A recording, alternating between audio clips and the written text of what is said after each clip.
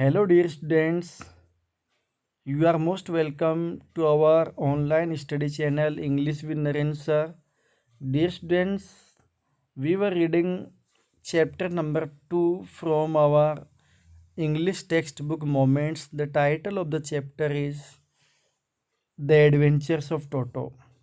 In our last video, we have studied that grandfather bought a pet baby monkey from a Tonga driver for the sum of 5 rupees. And in that video, we also have studied that how grandfather goes to Saharanpur to collect his pension, and the whole drama done by baby monkey at the railway station.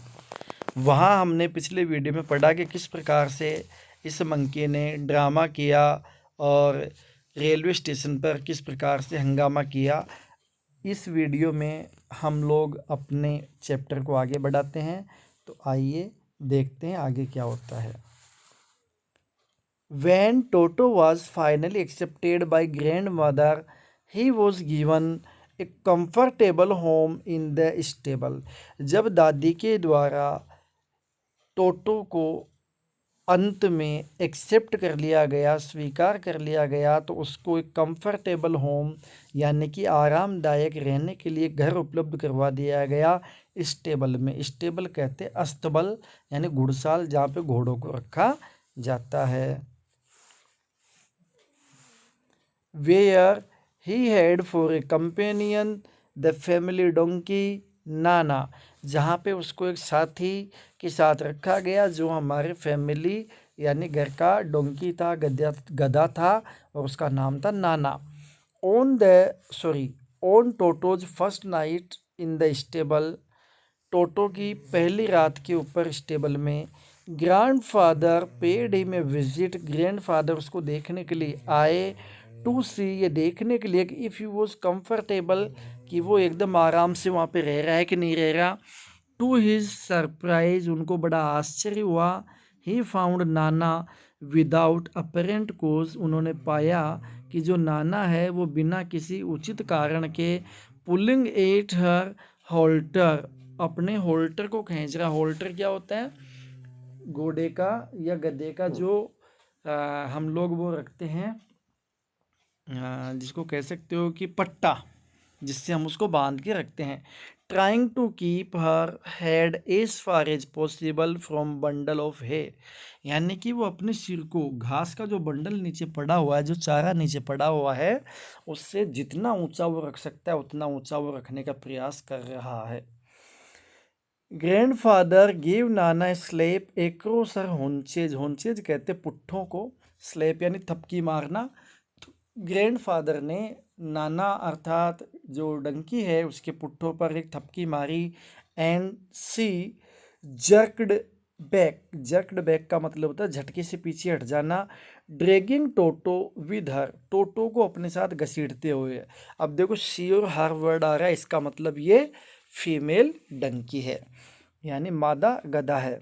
He had fastened on to her long ears with sharp little teeth, यानी कि उसने अपने नुकीले लंबे दांतों से उस गधी के जो नाना है, डंकी है, उसके कानों को उसने नुकीले दांतों से पकड़ा हुआ था। टोटो and Nana never became friends, टोटो और नाना कभी भी मित्र नहीं बन सके, यानी कभी भी वो मित्र नहीं बन पाए। A great treat for Toto during cold winter evenings was the large bowl of warm water given him by grandmother for his bath. Great treat, एक बड़ी जो ट्रीट का मतलब वैसे तो दावत होता है, लेकिन यहाँ ट्रीट का मतलब उसके साथ जो अच्छा काम किया जाता था ड्यूरिंग कोल्ड विंटर, एक तरीके से उसके लिए दावत ही समझ लो। तो ड्यूरिंग कोल्ड विंटर यानी सर्दी की ऋतु में शाम के टाइम पे उसके लिए नहाने के लिए गर्म पानी, बाउल ऑफ, बाउल नहीं है ये बोल बोलते हैं इसको, बोल ऑफ वार्म वाटर। ये बोल का मतलब होता है प्याला, कटोरा, एक बड़ा कटोरा होता था और उसमें गर्म पानी भर दिया जाता था ग्रैंड मदर के द्वारा। किसके लिए? टोटो के लिए, नहाने के लिए। ठीक है। ही वुड कनिंगली, कनिंगली का मतलब होता है बड़ी चालाकी के साथ, test the temperature with his hand, यानी वो अपना हाथ अंदर डाल के बड़ी चालाकी के साथ टेम्परेचर को क्या करता? चेक करता कि कहीं पानी ज़्यादा ठंडा तो नहीं है।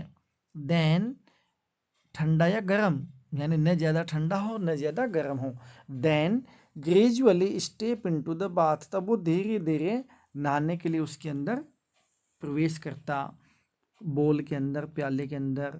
फर्स्ट 1 फुट, पहले एक पैर डालता, देन द अदर, बाद में दूसरा पैर डालता।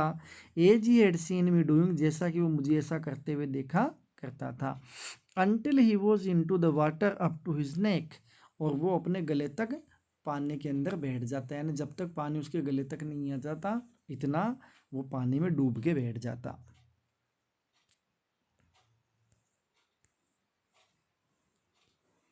वंस कंफर्टेबल, एक बार जब उसको आरामदायक महसूस होने लग जाता, he would take the soap, वो साबुन लेता, इन हिज हैंड्स और फीट्स, अपने हाथों में या पैर में, एंड रब हिमसेल्फ ऑल ओवर, और साबुन को अपने पूरे शरीर पे रगड़ता। When the water became cold, जब पानी ठंडा हो जाता, he would get out and run as quickly as he could, वह वहाँ से बाहर निकलता और जितनी तेजी से दौड़ सकता था दौड़ के बाहर भाग जाता। टू द किचन फायर, अच्छा बाहर भी कहा जाता, to the kitchen fire, kitchen के अंदर जो आग जल रही होती थी वहाँ अंदर वो चला जाता, in order to dry himself, वहाँ अपने आप को सुखाने के लिए। If any one laughed at him during this performance, अब इस परफॉर्मेंस के दौरान यदि कोई उसके ऊपर हंसता, Toto's feeling would be hurt, तो टोटो की जो फीलिंग्स है उनको क्या होती? हर्ट पहुंचती, चोट पहुंचती। एंड ही वुड रिफ्यूज, और वो मना कर देता, to go on with his bath, यानी नहाने से वो इनकार कर देता। One day Toto nearly succeeded in boiling himself alive, एक बार तो लगभग टोटो अपने आप को जिंदा ही उबालने में सफल हो गया होता।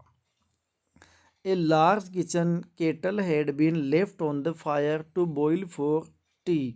एक बड़ी किचन की केटली थी और उसको आग के ऊपर रख दिया गया था उसमें चाय उबालने के लिए। And Toto finding himself with nothing better to do, और टोटो को कोई अच्छा काम नहीं मिल रहा था करने के लिए, decided to remove the lid, उसने सोचा कि मैं इस केटली का क्या हटा दूंगा? लिड, लिड का मतलब ढक्कन, मैं इसका ढक्कन हटा दूंगा।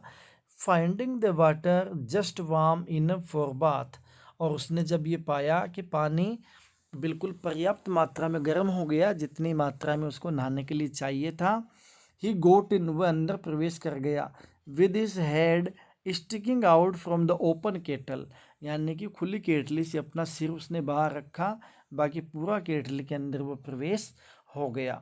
This was just fine for a while, कुछ समय के लिए तो ये बिल्कुल उसके लिए फाइन रहा, अच्छा रहा।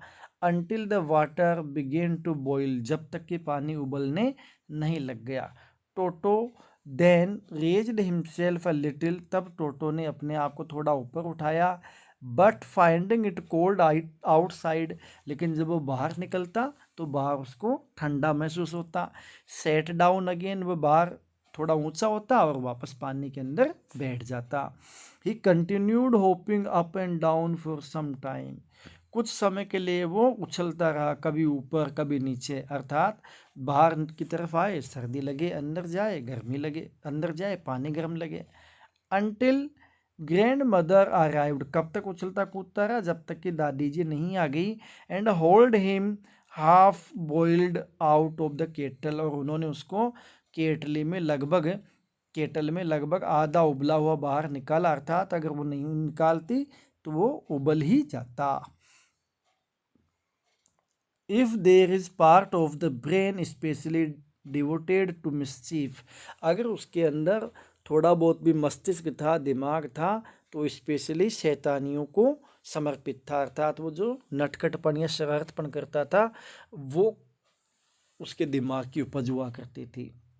That part was largely developed in Toto, यदि उसके दिमाग में कोई उसके पास अगर कोई दिमाग था तो जो शरारत वाला जो पार्ट था वो सबसे ज़्यादा डेवलप था, अर्थात वो बहुत ज़्यादा शरारती था। He was always tearing things to pieces, वो हमेशा वस्तुओं को टुकड़ों में फाड़ दिया करता था। Whenever one of my aunts came near him, एक बार जब मेरी चाची उसके पास आई, he made every effort to get hold of her dress and tear a hole in it, उसने प्रत्येक प्रयास किया उनकी ड्रेस में छेद करने का या ड्रेस को फाड़ने का, अर्थात ड्रेस को फाड़ने का उसने खूब प्रयास किया। वन डे, एक दिन, एट लंच टाइम, लंच के समय पे, a large dish of pulao stood in the centre of the dining table, dining table के ऊपर बहुत बड़ी मात्रा में पुलाव एक डिश होती है वो सजाई गई थी या रखी हुई थी।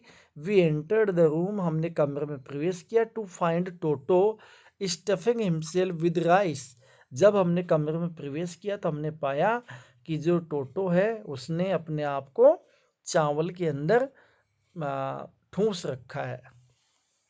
माई ग्रैंड मदर स्क्रीम्ड, मेरी दादी चीखी। And Toto threw a plate at her, और टोटो ने उसके ऊपर यानी दादी के ऊपर एक प्लेट फेंक दी। One of my aunts rushed forward, मेरी एक चाची दौड़कर आगे आई। And received a glass of water in the face, और टोटो ने एक पानी का गिलास उठाकर उनके चेहरे पे मार दिया। When grandfather arrived, जब दादाजी वहाँ पे पहुँचे, Toto picked up the dish of pulao, Toto ने पुलाव की डिश उठाई। And made his exit through a window, और खिड़की से बाहर निकलकर भाग गया।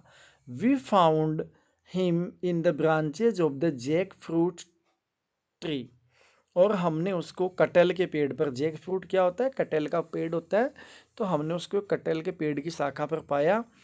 The dish still in his arms, जो डिश थी अभी भी उसके हाथों में थी। He remained there all afternoon, वो सारी दोपहर वहाँ पे बैठा रहा। Eating slowly through the rice, और वहाँ पे बैठा बैठा धीरे धीरे चावल खाता रहा। Determined on finishing every grain, ऐसे लग रहा था कि जैसे उसने डिटरमाइन किया हुआ था, निश्चय किया हुआ था कि मैं इसके प्रत्येक दाने को ख़त्म करके ही मानूंगा।